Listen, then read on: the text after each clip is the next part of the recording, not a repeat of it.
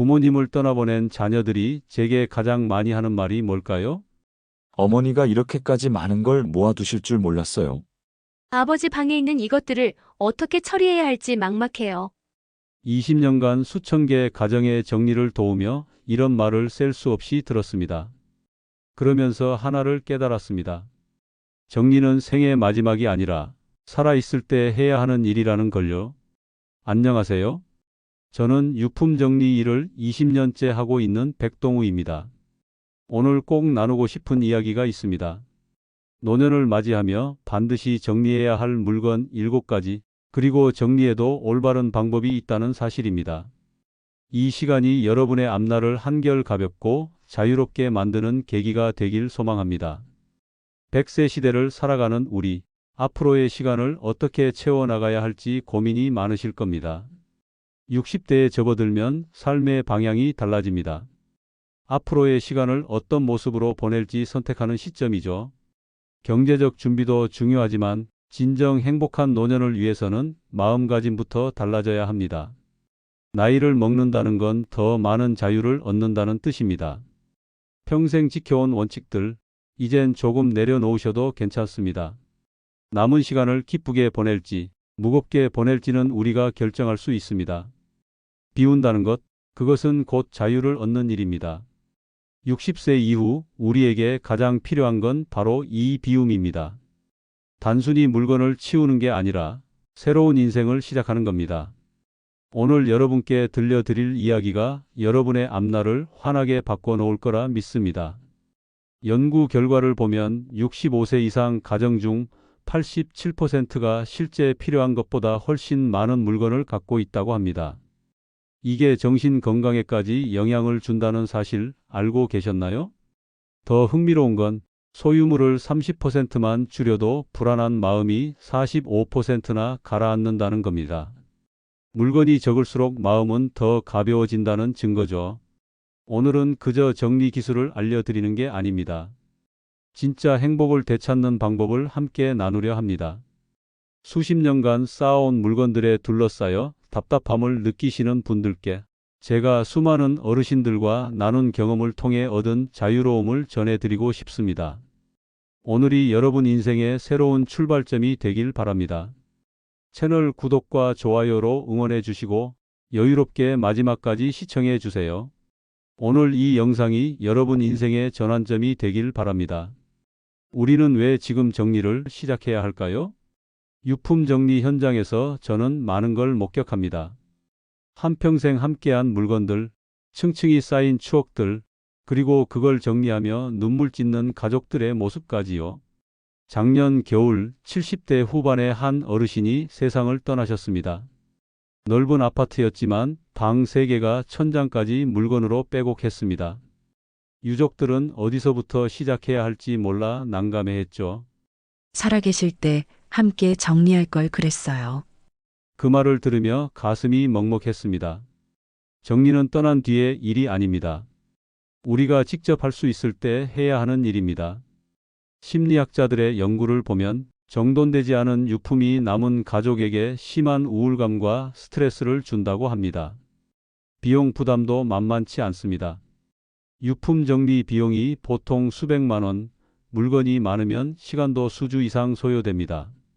하지만 진짜 문제는 돈이 아닙니다. 이걸 버려도 될까?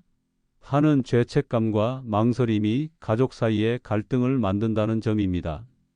형제끼리 왜 함부로 버렸냐며 다투는 장면도 여러 번 봤습니다.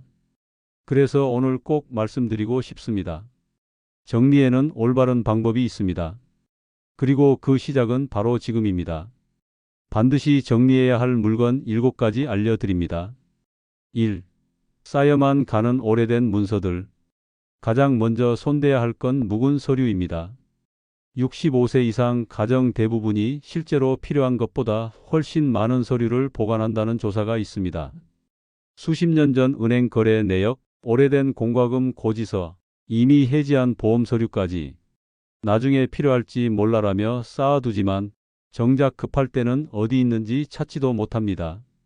제가 아는 한 어르신은 30년치 문서를 수납장 여러 개에 보관하셨습니다. 그런데 입원하셨을 때 긴급하게 보험 서류가 필요했는데 어디 있는지 알 수가 없었죠. 쓸데없는 종이들 사이에 파묻혀 있었던 겁니다. 세금 서류는 5년만 보관하면 됩니다. 개인정보가 적힌 오래된 문서는 오히려 범죄에 이용될 위험이 있으니 분쇄해서 버리는 게 안전합니다. 제 방법은 이렇습니다. 모든 서류를 한 곳에 모으세요. 그리고 세 종류로 나누세요. 반드시 필요한 것, 올해 안에 쓸 수 있는 것, 그 외의 것. 마지막 그룹은 과감하게 버리셔도 됩니다. 정말 중요한 서류는 투명 파일 하나에 모아 침대 곁 서랍에 두세요. 급한 상황에도 가족이 바로 찾을 수 있게요. 2. 기한이 지난 생활용품들. 두 번째는 유통기한이 지난 약, 화장품, 식품입니다. 한 어르신 댁에서 20년 묵은 화장품을 본 적이 있습니다. 아직 반이나 남았는데 아까워서라고 하셨죠. 하지만 화장품은 개봉하면 6개월에서 1년 안에 변질됩니다. 오래된 걸 쓰면 피부 트러블은 물론 심한 알레르기까지 생길 수 있어요. 약은 더 조심해야 합니다. 얼마 전 60대 어르신이 10년 된 소화제를 드시고 응급실에 실려간 일도 있었습니다. 기한 지난 약은 효과가 없을 뿐 아니라 건강을 해칠 수 있습니다. 부엌 찬장도 마찬가지입니다. 10년 된 양념, 오래된 통조림, 맛도 이상하고 곰팡이가 핀 것도 있습니다. 계절마다 한 번씩 약장과 화장대, 냉장고와 찬장을 점검하세요. 기한 지난 건 망설이지 말고 버리세요. 새 물건을 사면 구입 날짜를 크게 적어두는 습관을 들이시면 좋습니다. 3. 쓰지 않는 전자제품들. 세 번째는 묵은 전자제품입니다. 20년 된 TV, 10년 전 노트북, 작동 안 되는 라디오. 언젠가 쓸 일이 있겠지라며 창고에 쌓아두지만 10년간 한 번도 안 꺼낸 경우가 대부분입니다. 한 어르신은 처음 산 휴대폰부터 지금까지 15대를 다 보관하고 계셨습니다. 추억이 담겨 있어서라고 하셨지만 배터리는 부풀었고 켜지지도 않았습니다. 그 안에 사진이나 연락처는 이미 기억도 못 하시더군요. 3년 이상 안 쓴 전자제품이 있다면 솔직하게 물어보세요. 앞으로 정말 쓸까? 대부분 아니라는 답이 나올 겁니다. 작동되는 건 폭지관이나 재활용센터에 기증하세요. 고장난 건 전자제품 재활용센터로 보내면 됩니다. 핸드폰, 컴퓨터는 꼭 개인정보 모두 삭제 후 폐기하시기 바랍니다. 4. 1년 이상 입지 않은 옷과 신발. 네 번째는 묵은 계절의 옷과 신발입니다. 한 어르신은 30년간 입었던 옷을 전부 보관하셨습니다. 옷장이 3개나 꽉 찼지만 살 빠지면 입을지 몰라, 유행이 다시 올지 몰라라고 하셨죠. 하지만 솔직히 10년 안 입은 옷을 다시 입을 확률은 거의 없습니다. 제 기준은 간단합니다. 작년 한 해 동안 한 번이라도 입은 옷과 그렇지 않은 옷으로 나누세요. 놀랍게도 80% 이상이 1년 넘게 안 입은 옷일 겁니다. 20년 전 양복, 10년 된 구두. 나이가 들면 몸도 변하고 생활 방식도 달라집니다. 과거 옷에 매달리기보다 지금 편한 옷만 남겨두세요. 옷장이 가벼워지면 마음도 가벼워집니다.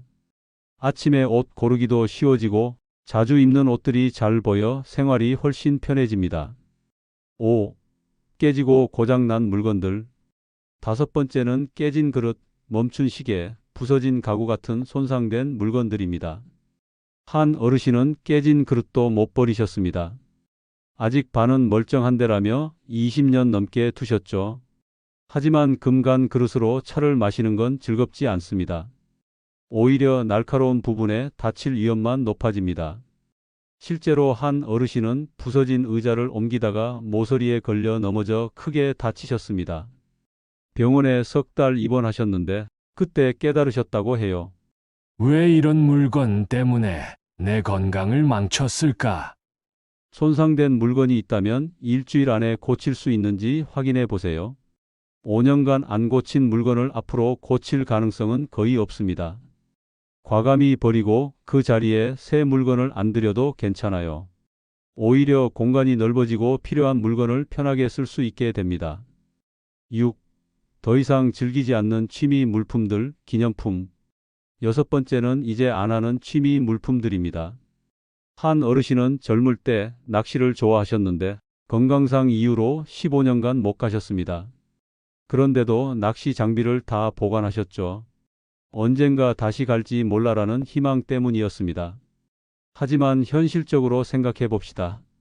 15년간 안 한 취미를 다시 시작할 가능성이 얼마나 될까요? 오히려 그 공간과 마음의 짐이 지금을 즐기는데 방해가 됩니다. 한 어르신은 관절 때문에 더 이상 그림을 못 그리게 되자 20년 된 미술 도구를 손녀에게 주셨습니다. 손녀는 무척 기뻐했고 할머니의 취미를 이어받아 그림을 시작했어요. 어르신은 직접은 못 그려도 손녀가 그리는 걸 보며 새로운 기쁨을 느끼신답니다. 스스로에게 물어보세요. 지난 3년간 이 취미를 한 적이 있나? 앞으로 1년 안에 다시 시작할 계획이 있나? 둘 다 아니라면 그 물건은 정리할 때입니다. 7. 짝이 안 맞는 물건들. 일곱 번째는 짝 없는 양말, 뚜껑 없는 통, 부품 빠진 장난감 같은 불완전한 물건들입니다. 한 어르신 댁 부엌 서랍에는 뚜껑 없는 용기가 가득했습니다.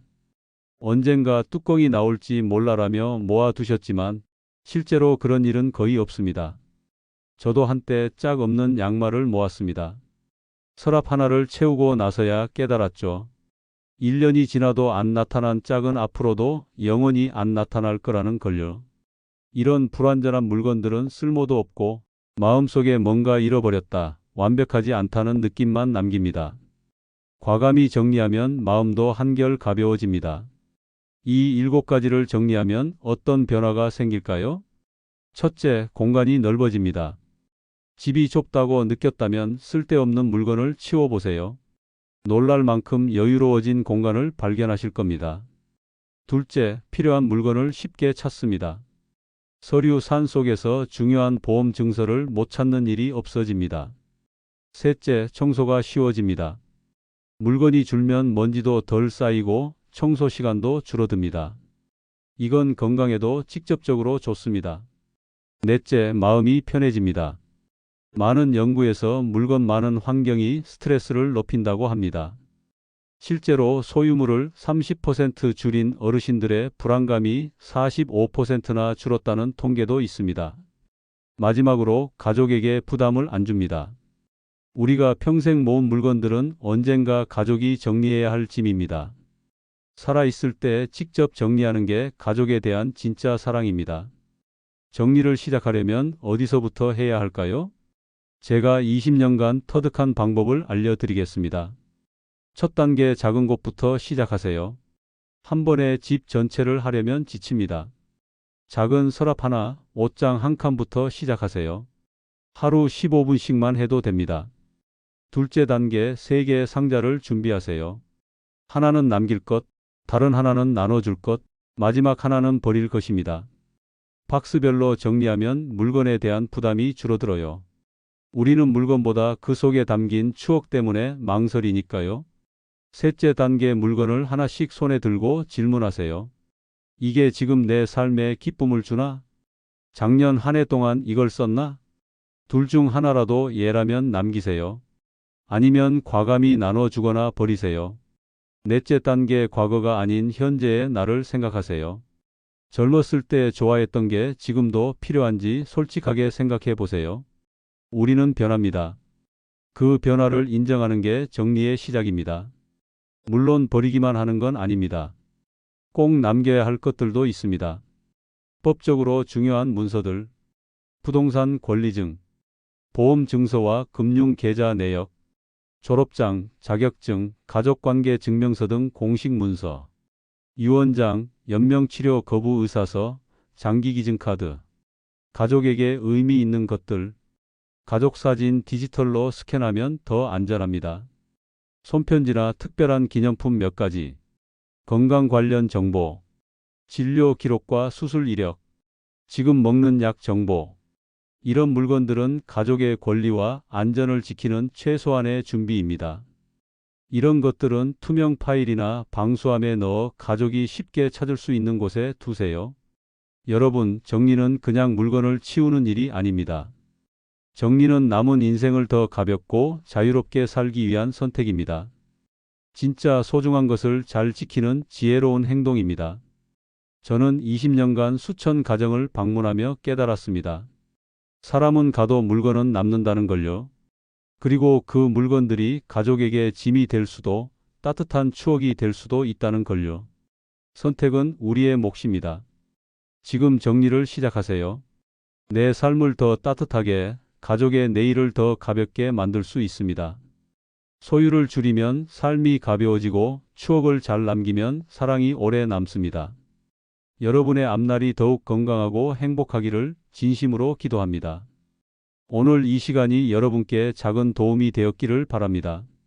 오늘 이야기가 도움이 되셨다면 구독과 좋아요 눌러주세요. 그리고 여러분의 소중한 경험도 댓글로 남겨주시면 감사하겠습니다. 다음에 더 좋은 이야기로 찾아뵙겠습니다. 감사합니다.